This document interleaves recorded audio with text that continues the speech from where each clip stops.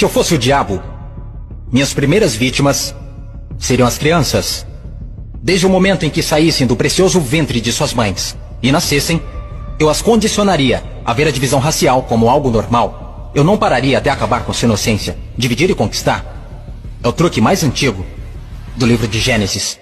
E conforme eles crescessem, eu continuaria minha infiltração por 12 anos. Eu roubaria seus corações e suas mentes. E chamaria isso de educação.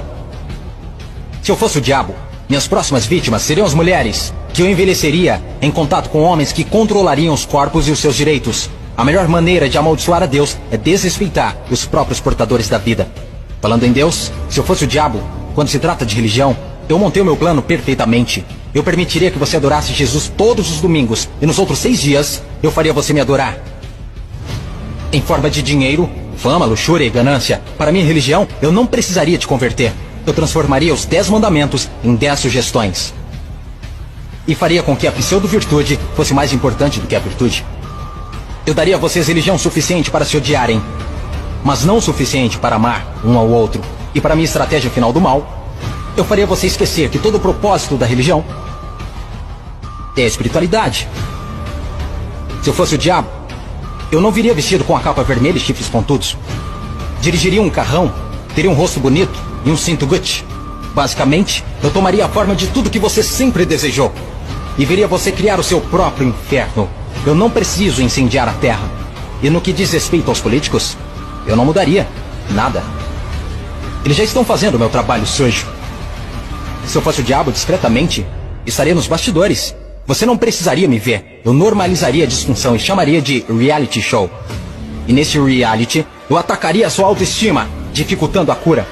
Eu te mostraria imagens de corpos falsos e os tornaria mais atraentes do que os reais. Se eu fosse o diabo, eu faria você rezar para a tecnologia e idolatrar aqueles que criaram. Eu faria da influência a droga número 1 e roubaria milhões de almas perdidas enquanto eles a perseguem. Agora, se eu fosse o diabo, não faria tudo de uma vez. Eu tenho meu tempo. Em vez disso, eu corroeria a sua moral, pouco a pouco. Exatamente como o câncer se espalha.